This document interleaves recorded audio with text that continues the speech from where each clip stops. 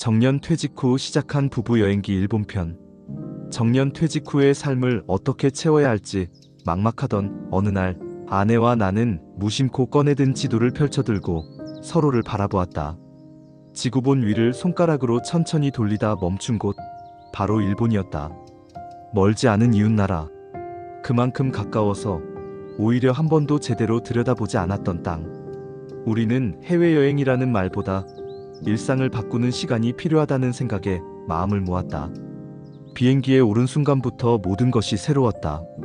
공항에서의 출입국 수속조차 낯설었고, 기내식 메뉴 하나에도 아내는 소녀처럼 웃었다. 일본어를 한마디도 못하면서도 우리는 겁내지 않았다. 중요한 건 언어보다 눈빛과 미소라는 걸 함께 살아온 세월이 말해주었으니까.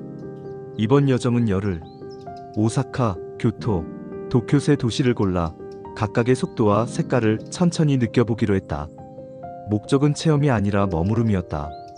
새로운 것을 보기보다는 우리가 어떤 모습으로 서로를 다시 발견하게 될지를 알고 싶었다. 그렇게 일본에서의 첫 발걸음은 우리의 두 번째 인생을 여는 문이 되었다. 오사카 거리의 소리, 사람의 온기. 여행의 첫날, 오사카 공항에 내리자마자 가장 먼저 느껴진 건 바쁜 도시가 아니라 사람의 소리였다. 우리는 도톤보리에서 조금 떨어진 전통시장 근처에 작은 게스트하우스를 예약해두었다. 낡은 목재 계단을 삐걱이며 올라간 방은 작고 소박했지만 창문 밖으로 시장 간판이 보이는 그 풍경이 너무 마음에 들었다. 아침이 되면 아내와 나는 손잡고 시장 골목을 걸었다. 해가 완전히 뜨기 전 상인들이 가게 셔터를 올리는 소리, 얼음을 부수는 소리, 생선 냄새, 튀김 냄새, 그리고 서로 인사하며 웃는 목소리들이 오사카의 하루를 열었다. 가장 자주 들른 곳은 노란색 간판의 타코야키 가게였다. 머리가 하얀 할머니는 우리를 기억했고, 셋째 날부터는 묻지도 않고 하나 더 얹어주었다. 아내는 그 타코야키 하나에 한박 웃음을 지었고, 나는 그 웃음을 사진보다 더 선명하게 기억하고 있다. 하루는 비가 왔다. 우리는 시장을 벗어나 골목골목을 걷다 작은 찻집에 들어갔다. 정적이 흐르는 실내, 따뜻한 말차 한잔 앞에서 아내는 조용히 말했다. 이런 날이 좋다. 특별한 거 없이 그냥 앉아만 있어도 좋은 날. 나는 말없이 고개를 끄덕였다. 숙소로 돌아가는 길, 매일 같은 자리에 앉아있는 노인이 있었다. 처음엔 그저 지나쳤지만 어느 날 아내가 먼저 인사를 건넸다. 노인은 우리에게 조근조근 일본어로 무언가를 말했고, 가방에서 복숭아 하나를 꺼내 건넸다. 우리 이름도 모르고 말도 통하지 않았지만 그 복숭아 하나에 담긴 정은 말보다 훨씬 따뜻했다. 저녁엔 인근 선술집에 들렀다. 카운터에 나란히 앉아 오코노미야키를 먹으며 사케 한 잔을 기울였다. 맞은편의 부부도 우리처럼 조용히 밥을 먹고 있었고, 그 풍경을 보는 것만으로도 어딘가 든든해졌다. 아내는 고개를 숙이고 접시에 담긴 음식보다 창밖 어스름한 불빛을 더 오래 바라보았다. 그 순간 나는 이 여행이 단지 휴식이 아니라 삶의 감각을 되찾는 시간이라는 걸 깨달았다.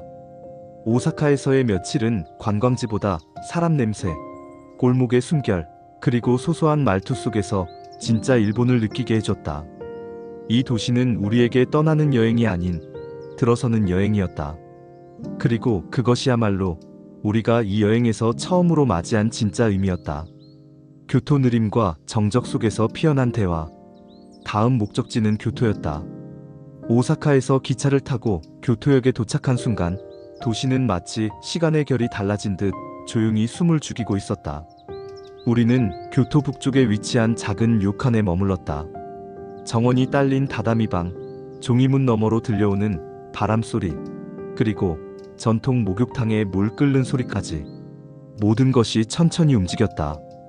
아침이면 아내는 목욕 가방을 들고 먼저 온천으로 향했고, 나는 그 시간 동안 정원에 내려가 이끼 낀 돌 위를 걷곤 했다.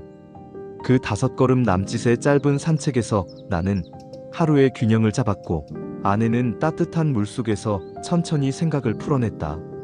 온천을 마치고 나면 우리는 조식으로 나온 생선구이와 된장국을 나누며 서로의 얼굴을 찬찬히 바라봤다. 말은 없어도 충분했다. 그날 오후 아라시야마 대나무 숲을 찾았다. 수백 그루의 대나무 사이를 걷는 동안 우리 사이에도 조용한 바람이 흘렀다. 바람에 흔들리는 대나무 소리에 아내가 조용히 속삭였다. 이 소리 마치 우리 결혼 초처럼 느껴지지 않아? 나는 무슨 뜻인지 묻지 않았고 대신 그녀의 손을 꼭 잡았다. 말하지 않아도 되는 것이 참 많았다. 저녁 무렵에는 기온 거리를 걸었다. 기모노 차림의 사람들이 조용히 골목을 오갔고 우리는 그 흐름 속에 섞여 자연스레 발걸음을 맞췄다. 그 골목 끝에는 작은 이자카야가 있었고 그곳에서 우리는 생맥주와 사시미 그리고 계란말이를 주문했다. 이자카야 주인 부부는 우리가 부부 여행 중이라는 말을 듣고 직접 만든 초밥 한 접시를 조심스럽게 내주었다.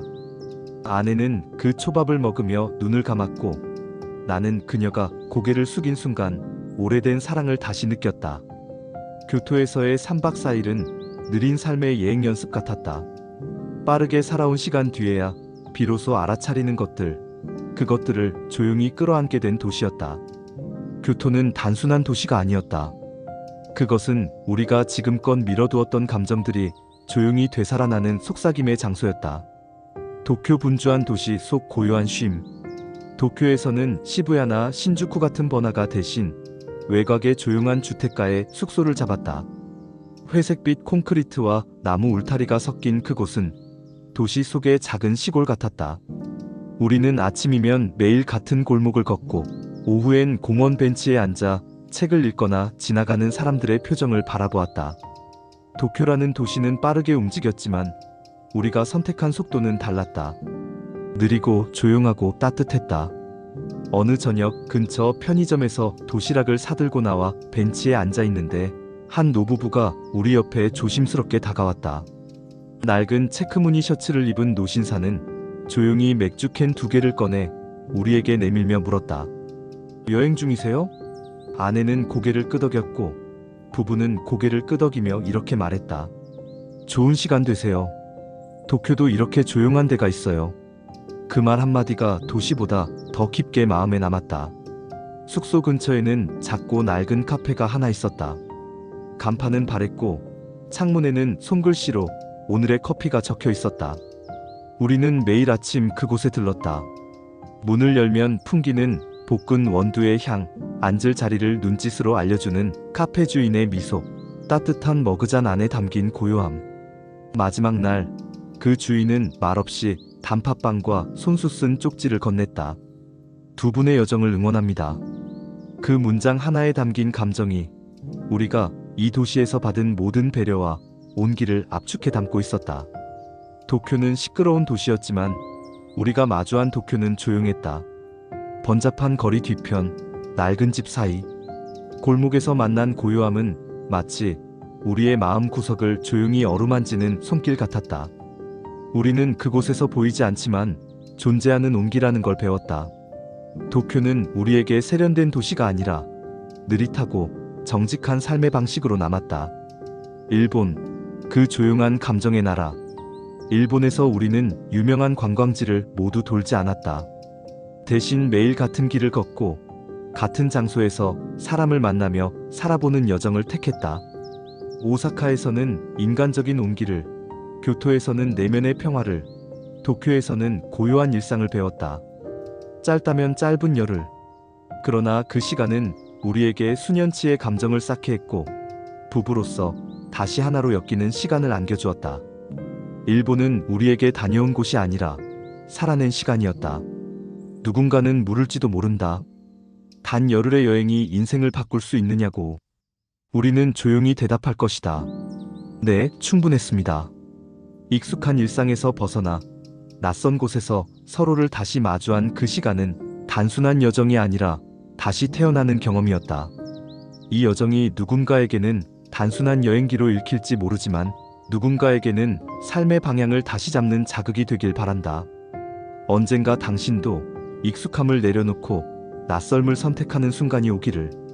이 여정이 마음에 닿았다면 구독과 알림 설정으로 우리와 함께 다음 발걸음을 이어가요. 이 부부의 세계여행은 이제 첫 장을 넘겼을 뿐입니다. 다음 도시는 또 어떤 이야기로 채워질까요? 영상이 마음에 드셨다면 좋아요도 꼭 눌러주시고요. 다음 여행지에서 다시 만나요. 아마도 그곳은 또 하나의 인생이 피어나는 장소일지도 모릅니다.